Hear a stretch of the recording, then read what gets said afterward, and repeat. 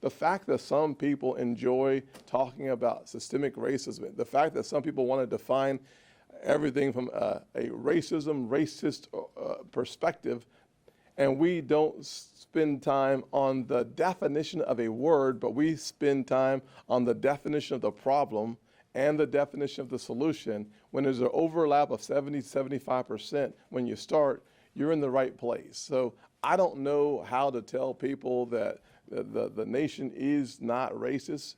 I'll try again. We're not a racist country. We deal with racism because there's racism in the country. Both are mutually true. They're both true, not mutually exclusive. So I don't worry about the definitions that people want to use. It's good for headlines, but it's really bad for policy. We're going to focus on getting something done. There's a process in the Air Force called listen, learn, and lead.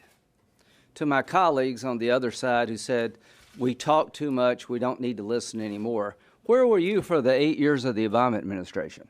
I'm getting a little tired of being lectured to by my Democratic colleagues that all this is Trump's fault. You had 8 years under President Obama, the Justice and Policing Act, none of it was taken up virtually. So let's knock that off. You're making no points with me, trying to suggest that we're bad and y'all are not when it comes to this issue. You had 8 years. No attempts to ban chokeholds, no attempts to do any of the things that we all agree we need to do now. So if you want to fight about that, let's fight.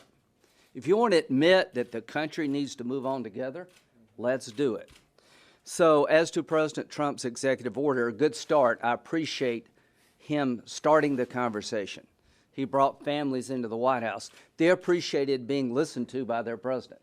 To my Democratic colleagues, I appreciate putting together your list. I'd like to work with you, but we're not going to get there if we keep playing this game that we're exclusively to blame here.